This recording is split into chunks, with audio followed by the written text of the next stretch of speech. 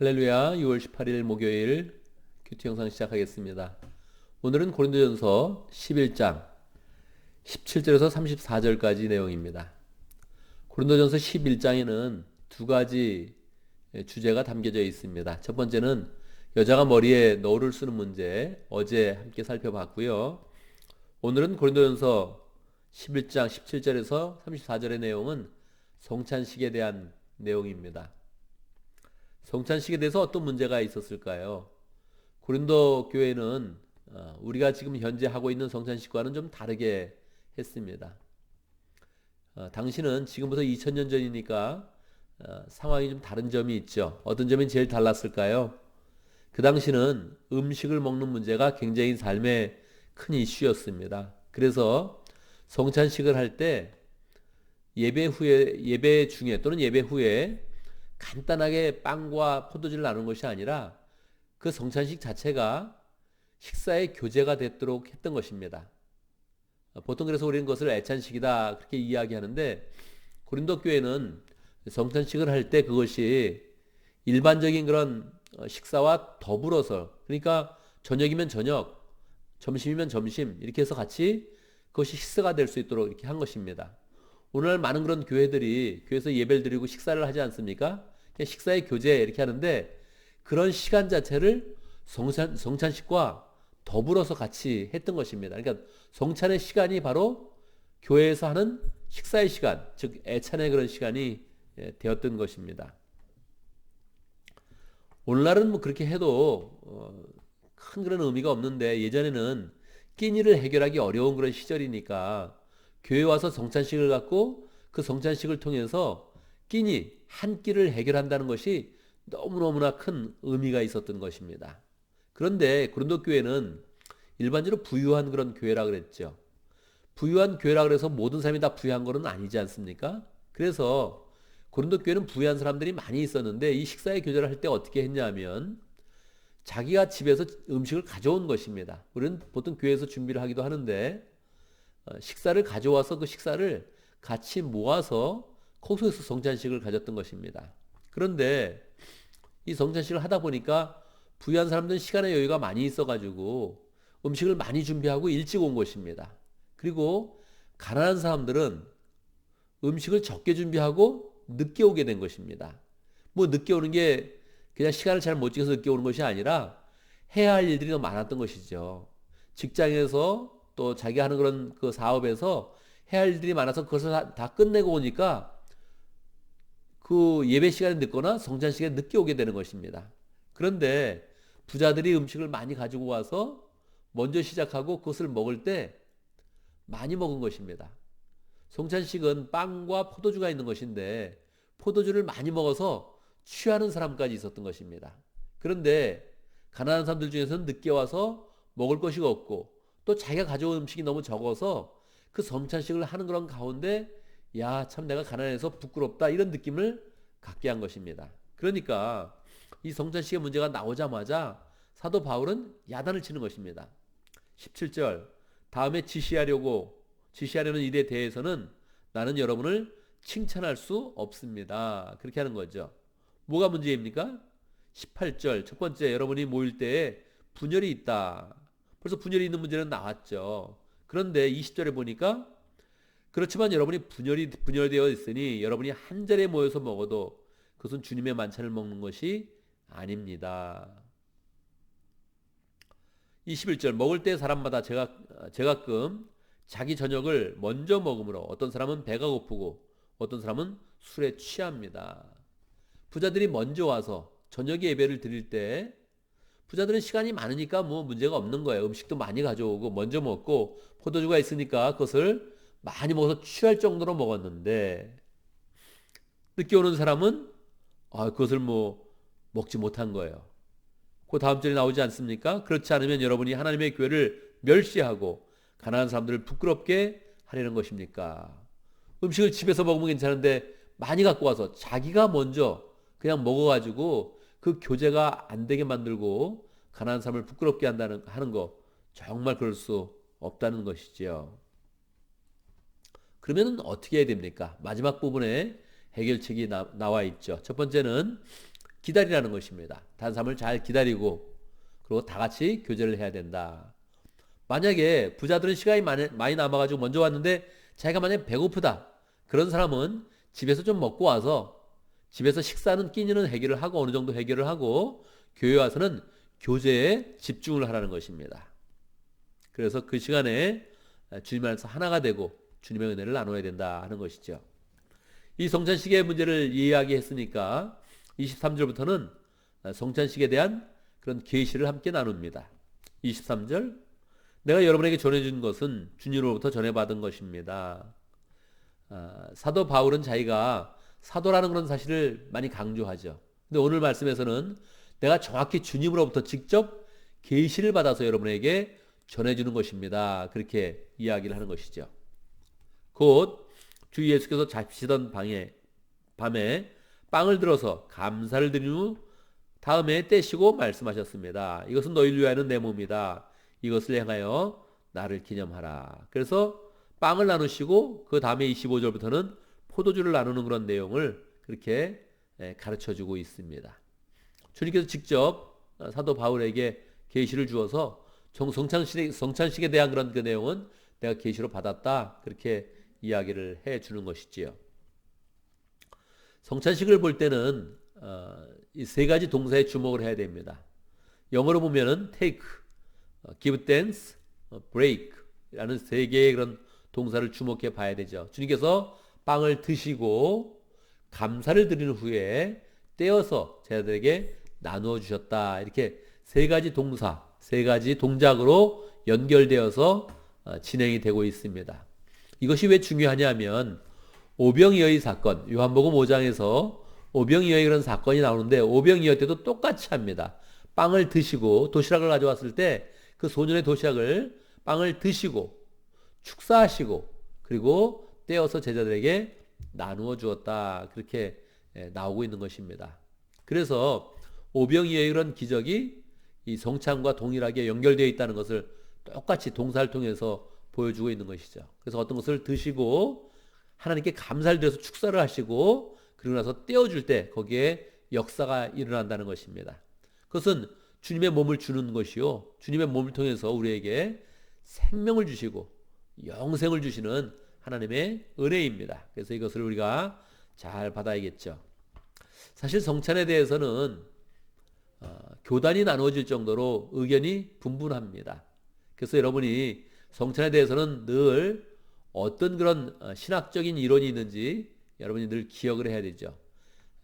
천주교에서는 보통 화채설 그렇게 이야기하죠. 이것이 진짜 예수님의 몸으로 변한 것이다. 그렇게 이야기하는데 종교개혁을 일으키면서 종교개혁자들이 세 가지 내용으로 조금 더 의견이 분분하게 나눠졌습니다. 첫 번째 마틴 루터는 공제설이라 그러죠. 이게 뭐 예수님의 살 자체는 아니고 여기에 예수님의 살과 피가 이제 예수님의 몸으로서 함께 있다 하는 것을 말할 때 그것을 공제설이다 그렇게 이야기하죠. 츠빙글리는 그러한 이론에 반대했습니다. 츠빙글리는 그냥 기념하는 것이다. 예수님이 기념하라 그랬으니까 이거 자체가 예수님의 살이 될 수는 없고 예수님의 피가 될 수는 없고 눈에 보이듯 빵과 포도주인데 그냥 빵과 포도주고 예수님을 기념하는 것이다. 그렇게 이야기했죠. 그래서 루터와 츠빙글리가 이야기할 때 우린 서로 영이 다르다 이렇게 이야기할 정도로 루터가 화를 내면서 성찬식에 대한 그런 개념을 잘못 갖고 있다고 그렇게 큰 논쟁을 했습니다. 우리는 장로교회에서 칼빈의 그런 신학적 이론을 따르는데 우리는 보통 성찬식을 할 때 영적 임재설 그래서 영적으로 주님의 그런 살과 피가 임하여서 우리가 먹을 때 주님의 살과 피의 그 은혜가 영적으로 우리에게 임한다 그렇게 우리가 이렇게 받아들이고 있는 것이지요.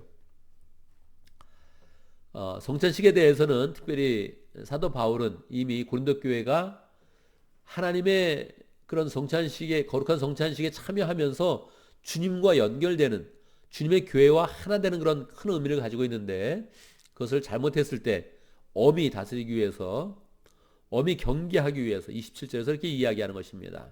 그러므로 누구든지 합당하지 않게 주님의 빵을 먹거나 주님의 잔을 마시는 사람은 주님의 몸과 피를 범하는 죄를 짓는 것입니다. 그래서 우리가 성찬식을 할 때 거룩한 마음으로 참여하고 거기서 은혜를 받아야지, 우리가 분열된 마음을 갖거나 교만한 마음을 갖거나 부자로서 또 자기를 내세우는 그런 마음을 가지면 도리어 성찬식을 받을 때 은혜가 되는 것이 아니라 하나님의 심판을 받게 되는 것이다. 그래서 엄히 경계하는 것입니다. 그래서 뒷부분에서는 성찬식을 잘 가져서 주 안에서 하나 되고 또 한 형제자매가 되고 하나님의 교회를 이루십시오. 그렇게 강조를 하는 것이지요. 재미있게도 오늘 마지막 절 보면 34절의 마지막 절을 보면 배고픈 사람 집에서 먹어야 할 것입니다. 그렇게 이야기를 하면서 맨 마지막 구절에 그렇게 마치고 있습니다. 그 밖에 남은 문제들은 내가 가서 바로잡겠습니다. 아직도 문제가 많이 남아있는 것입니다. 지금 얼마나 많은 문제를 지금 이야기했습니까? 음행의 문제, 소송의 문제, 결혼의 문제, 처녀의 문제, 성찬의 문제, 여자가 넣을 수 있는 문제 많이 다루었죠. 아직도 지금 11장이니까 16장까지 나가야 됩니다. 아직도 다룰 게 많이 있어요. 그런데 말하지 않는 부분이 아직도 남아있다는 거예요. 여러분, 내가 그 밖에 남은 문제는 내가 직접 가서 교회를 바로잡겠습니다. 그렇게 이야기하는 것입니다. 그래서 이 교회가 뭐 나쁜 교회가 아니고 이미 이야기했지만 언변이 뛰어나고 지식이 있고 영적 은사가 있고 부유한 그런 교회입니다. 그럼에도 불구하고 한번 이렇게 분쟁이 나고 문제가 생기면 너무너무 문제가 많아져서 사도 바울이 지금 언급한 것 외에 또 내가 가서 바로잡을 게 있다 이렇게 이야기할 정도니까 이 바울의 그런 그 마음이 부글부글 끓고 있는 것이고 그냥 화를 내는 것이 아니고 아버지의 마음, 목회자의 마음을 가지고 이 고린도 교회를 사랑하면서 이 문제를 해결해 주려고 하는 그런 그 마음을 나타내고 있는 것이죠.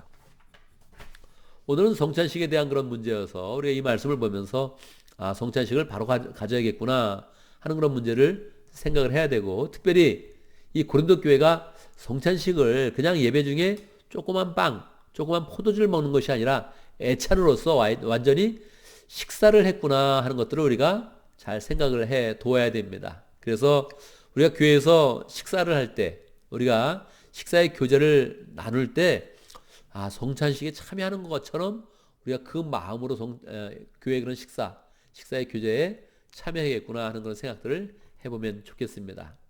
성찬할 때 무엇보다도 예수님과 하나 되고 또 예수님과 하나 됨으로써 우리가 형제자매와 늘 하나 된다 하는 그런 그 마음을 가져야겠고요.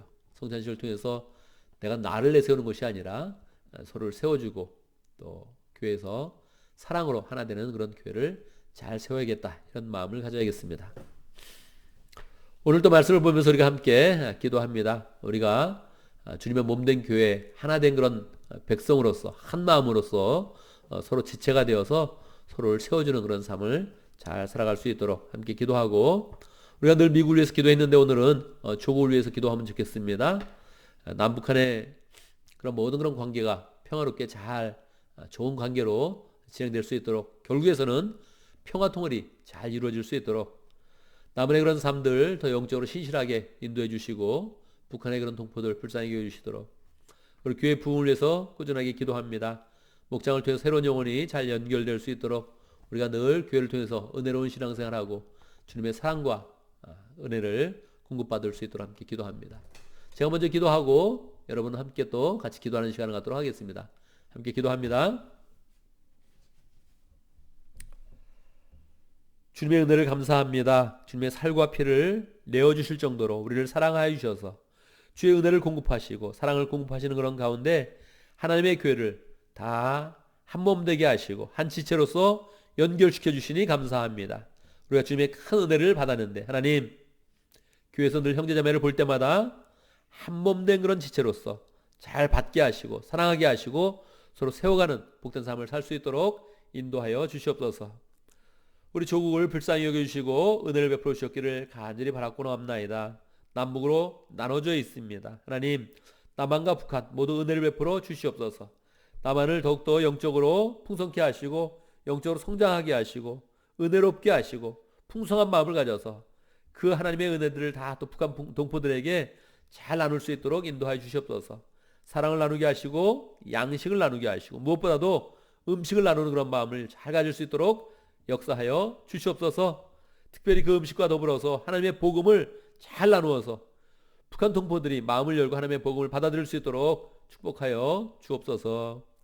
하나님, 북한 동포들 오랫동안 압제에 시달려 왔는데 참으로 하나님께서 은혜를 베풀어 주시사 복음의 길을 열어주시고 미래의 길을 열어주시고 하나님의 축복 가운데 우리가 또 평화통일을 잘 이루어갈 수 있도록 축복하여 주옵소서. 하나님 아버지, 우리 교회에 부흥시켜 주시옵기를 간절히 바랍니다. 새로운 영혼들 목장을 통해서 잘 연결되게 하시고 갈급한 영혼들이 주의 사랑과 은혜를 통해서 하나님의 사랑을 공급받고 변화받고 거듭나고 구원받을 수 있도록 축복하여 주시옵소서. 오늘도 우리에게 새날을 허락하여 주셨는데 하나님의 은혜 가운데 승리하는 하루 될 수 있도록 인도하여 주시고 하나님 맡기신 암명들 다 감당할 수 있도록 역사하시고 가정과 직장에서 어떤 일을 하든지 하나님의 지혜와 능력이 나타날 수 있도록 인도하여 주옵소서. 바이러스로부터 막아주시고 사고로부터 막아주시고 필요없는 일 하지 않게 하시고 하나님의 은혜가 가득한 복된 하루 될 수 있도록 축복하여 주옵소서. 예수님의 이름으로 기도드리옵나이다. 아멘.